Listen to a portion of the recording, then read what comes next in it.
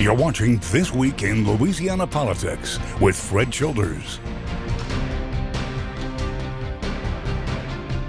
Good morning, Louisiana. I'm Fred Childers. Hope you're having a great weekend. Thanks for joining us for This Week in Louisiana Politics on your local election headquarters. Well, over the last few months, thousands of Louisianans have lost their insurance policies as companies go under. The state insurance commissioner gave an update on what is being done to prevent companies from leaving the state. Capitol reporter Shannon Hecht brings us the latest. Thousands are searching for new insurance carriers after 6 companies have pulled out of Louisiana. With the increase in natural disasters, some are finding it much harder to find affordable coverage. We are 4 times more often hit on a per capita basis than Florida or Texas. A new law will require companies to have $10 million in capital in order to do business in the state. Insurance Commissioner Jim Donnellan says that he hopes that will push companies to make better financial decisions. Our hope is that it will make them more conservative when they go to the market and buy their reinsurance, know that they have $10 million at risk. But the companies that went under would not have been saved with the $10 million due to their massive debt for reinsurance. Donnellan said it would be hard to implement regulations on reinsurance minimums. For those who live below I-10, new legislation passed to give incentives for companies to insure people there. We have the legislation in place without funding to replicate that incentive for companies to come write a business in coastal parishes and specifically out of Citizens. But one company that offered to take some of the policyholders wants an incentive now that the legislature has passed it. Donnellan says he wishes they didn't pass that law this year, as thousands are on pricey Citizens insurance with no other choice. For your local election headquarters, I'm Shannon Hecht. Former state Senator Karen Carter Peterson pled guilty this week to a federal wire fraud charge. Peterson is accused of using her campaign funds and the state Democratic Party fund to support her gambling habit. She resigned abruptly from the Senate in April, saying she was suffering from depression and a gambling addiction. The wire fraud charge carries up to 20 years in jail. She will be sentenced in December. In an effort to ease some of the concern over school safety, the Louisiana Department of Education had its first ever Louisiana School Safety Summit to discuss safety plans. The event brought together school leaders, law enforcement, government agencies, and mental health providers to share and learn best practices around school safety and emergency preparedness. We have to tell our kids if they see something, hear something that doesn't sound right, that they need to let an adult know. I think we need to be more deliberate in hardening the perimeters of our school and not be soft targets, making sure that we have access controls, single points of entry, making sure that our kids have access to mental health professionals like social workers and counselors. The Louisiana Department of Education is teaming with Louisiana State Police to help school systems across the state. Governor John Bel Edwards signed into law an act that will protect renters from being illegally evicted, especially after a disaster. Shannon is back with details tenants need to know ahead of the peak of hurricane season. After the recent hurricane, some renters were being forced from their homes even if they didn't get much damage. With no access to resources, it can seem impossible to pack up and leave in the wake of a disaster. Now the law states a landlord can't evict someone for 30 days after a federally declared disaster, or they will face a fine. If we had 30 days, you can at least kind of plan for it instead of, some people were in a suitcase on the side of the road after that. Ben Toops and his wife were told 2 weeks after Ida to leave their Houma apartment. At the time, Ben says that they were just trying to survive. The Louisiana Fair Housing Action Center says that this bill is a huge win for renters because even outside a storm, the penalties for illegal evictions can help push back against bad actor landlords. The reason they were able to continue to do this and act with impunity is that prior to now, there had not been any consequences in our laws for landlords who illegally evicted tenants. The law officially went into effect at the start of the month. That was Shannon Hecht reporting. Governor John Bel Edwards is spending the week in the Netherlands and France to talk about flood control. He and his team will be talking to other nations about protections they have implemented that could be applied back here at home. While in France, he will also pay tribute to Louisiana's military veterans while visiting Normandy. He is raising awareness about a $400 million capital campaign for the National World War II Museum in New Orleans. And Governor Edwards and the Governor's Office of Homeland Security and Emergency Preparedness announcing an additional $250 million for disaster relief. Now, that money is being sent to the 25 parishes impacted by Hurricane Ida. Those funds coming from the Hazard Mitigation Grant Program. This will help homeowners build back more resilient homes to withstand stronger storms. In a statement, Governor Edwards said, quote, "Thanks to our state, local, and federal partners, we were able to secure this funding, and I am grateful for all of their hard work." One Louisiana congressman is now pushing for better disaster preparedness and recovery from the federal government. The bipartisan group is co-chaired by Congressman Troy Carter, who represents Baton Rouge. The goal is to work with FEMA and the Small Business Association to help impacted communities make a full recovery. We know the importance of reforming our Stafford Act, reforming our emergency preparedness, making sure that we are ready for the storms. We know that storms come every year. We know that this is not a guess. Additional chairs for the caucus come from Florida, Colorado, and South Carolina. A bill moving through Congress would get disaster recovery funds in the hands of victims much faster. Shannon Hecht talks to the bill's author next, and after that I sit down with Senator Bill Cassidy to hear his concerns about a bill aimed at reducing inflation. Stay with us. We'll be right back.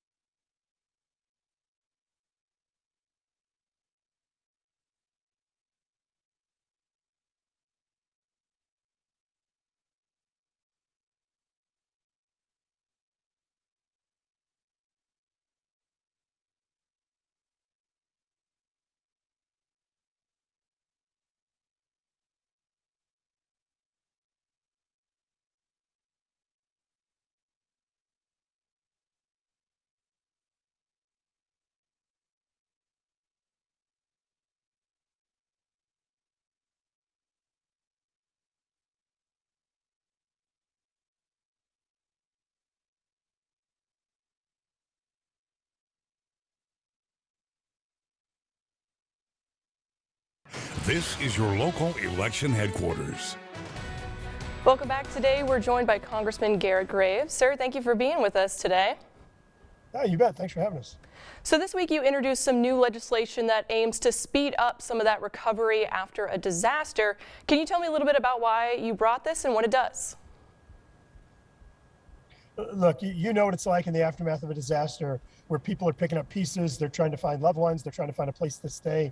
The last thing in the world we need is in all kind of bureaucratic steps. There is no reason for you to have to go in and fill out the same application asking for the same information over and over and over again. It was like when you used to go to the doctor's office and they'd make you fill out the same form over and over again.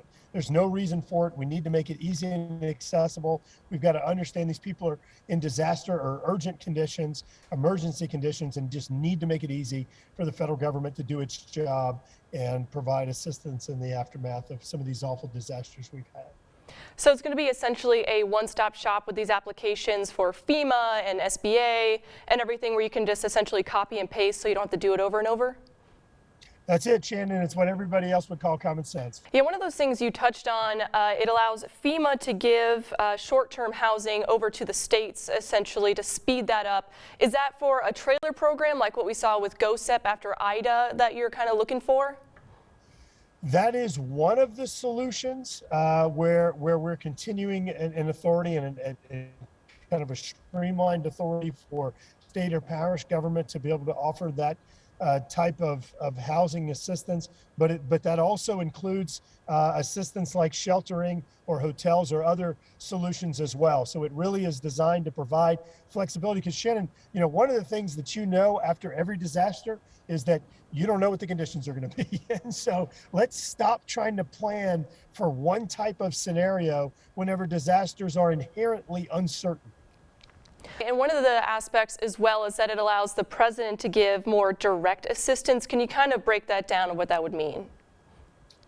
Well, so what it does is, instead of having, again, this alphabet soup or bureaucracy of agencies that are out there, it basically says, look, if you have emergency needs for housing and the grants and things like that, it provides more flexibility instead of this trying to create one scenario for every single disaster. It provides more flexibility to where the government can actually adapt to the type of assistance that's needed, to the type of disaster that we have. Because, I'm going to say it again, disasters are inherently uncertain, and we've got to recognize that and stop tying the hands of emergency first responders in terms of the tools they can use to help get our communities back on their feet as quickly as possible. And a big thing that we've learned after Laura and Ida is that we need to build back stronger, more resilient to these stronger storms we're going to be seeing. I know in the bill it would also make it so a house doesn't have to be uninhabitable to qualify for that mitigation. So what would those new requirements be? Yeah, so there are all kinds of inflexible conditions where if somebody's house isn't necessarily uninhabitable, they may not be able to get assistance to do repairs. And what we found in many cases is that is being viewed so strictly. They say, well, you may not be able to live in the left side of their house, but you can live in the right side, and so you're ineligible for assistance. Well, a house that has a hole in the roof on the left side over time is going to end up becoming uninhabitable, and it's going to be more expensive to fix it. And so really everything that's in this legislation, we introduced this bipartisan legislation with Congresswoman Titus, who's the chair of the disaster subcommittee. Everything that's in this legislation is done from experience. This is where we found in the aftermath of whether it was the 2016 flood, whether it was Hurricane Ida or other disasters, Zeta, Laura, Delta, that we've had in recent years. This is when we found just things that didn't make sense, that didn't pass the common sense test. We identified those and put them in this bill. We have another bill that also has passed out of the Transportation Committee like this one, where we tried to address some of the other proactive investments in resiliency. So this is really all lessons learned from actual disasters. Louisiana is one of the states that benefits from FEMA and those kinds of assistance the most out of probably the entire country. And so we obviously have to balance this relationship so they'll still work with us and everything, but we also need to push and say, hey, our people are still struggling, we need you to do better. So do you feel that this legislation would be a good balance of that? Have you spoken to FEMA and other agencies about this legislation yet? Look, we have spoken to FEMA, and I'm not going to lie. There are parts about it that they don't like. They're concerned about, in some cases, the ability to use one application across agencies and everything. But I think those are people that are looking too myopically at their own needs or concerns and not those of the disaster victims. We've got to look at this through the eyes of disaster victims. And so at the end of the day, about sort of like customer service that a business would be providing. It's not about necessarily the employees of the business and only looking at it through their eyes. So, let me say it again. I'm not going to tell you that FEMA loves everything about this bill, but I do think it's the right thing to do. And it is, at the end of the day, it's going to actually save taxpayer funds by allowing for recovery to happen faster and not have things like hotel rooms being paid for months because people can't get access to assistance to rebuild their homes. It's not going to be as expensive for taxpayers because we're going to be providing flexibility to states and parishes to provide temporary housing instead of the federal government spending over $200,000 on a trailer that they then turn around and we've seen them sell for $5,000 to $7,000. Well, thank you so much for breaking down that bill, and we'll be watching it closely this fall. Good deal. Thanks, Shannon. Appreciate the time.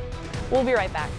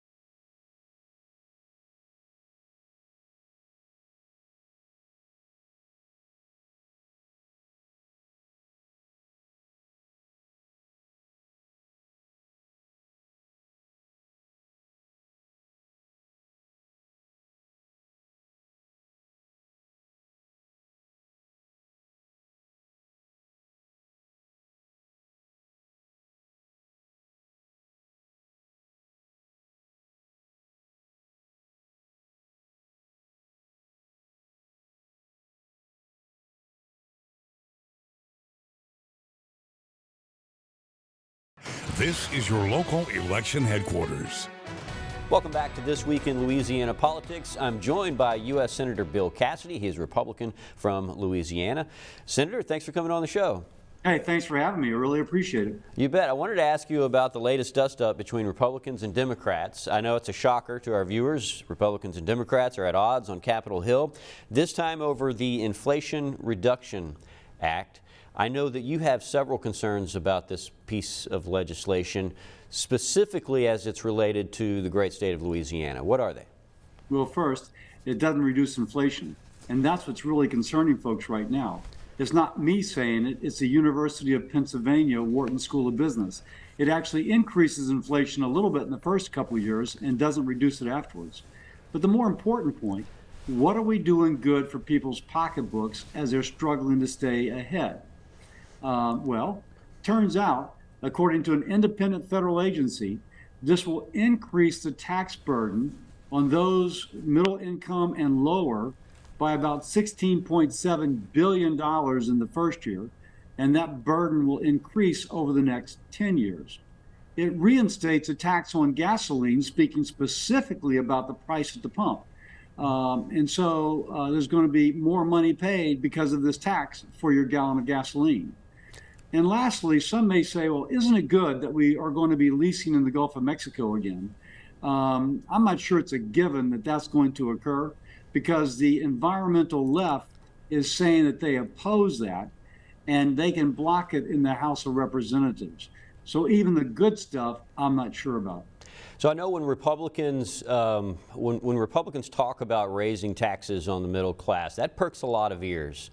And Joe Manchin, this is his bill. He's a Democrat from West Virginia. He's someone that you guys, the Republicans, agree with a lot. However, when it comes to the taxes, he says, quote, there's not one penny of change in taxes with this legislation. Yeah, so the Joint Committee on Taxation, which is the federal agency responsible for making that call, disagrees. That a tax burden will be upon the American people, most of it making less than $400,000 a year. And President Biden said that he was not going to raise taxes on those making less than $400,000. And of that, most of that is on those making less than $200,000 a year. So the tax burden just kind of flows down to us all.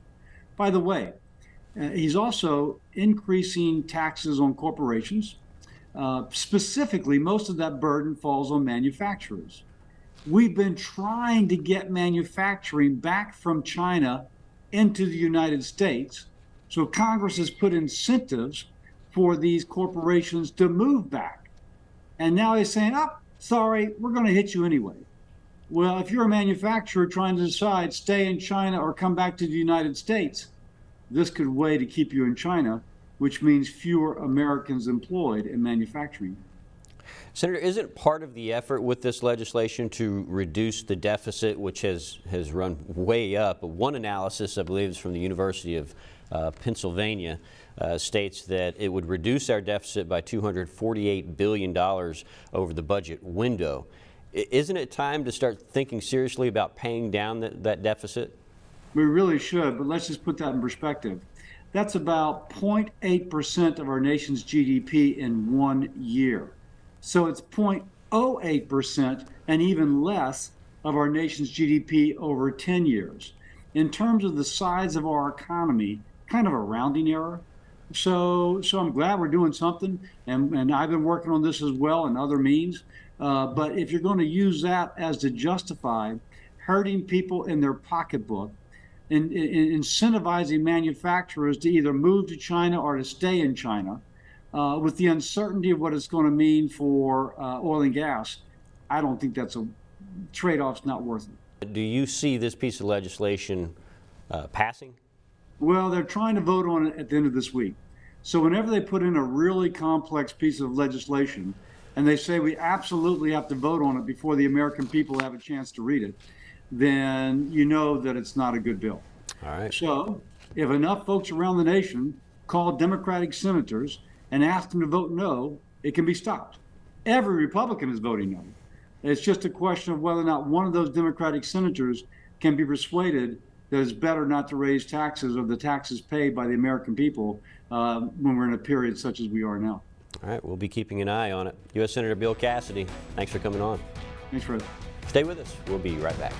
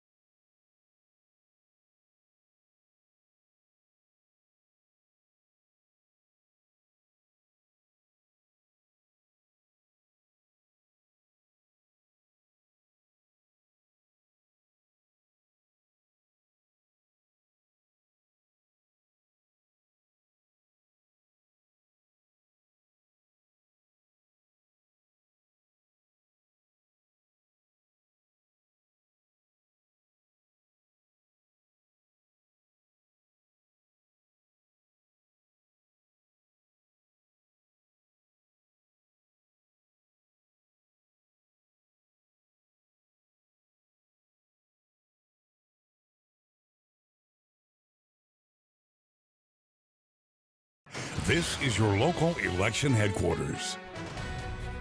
Welcome back. Looking ahead to the coming week at the Capitol tomorrow, the Senate Select Committee on Women and Children will be meeting at 1 p.m. to go over the latest update from their Title IX investigation.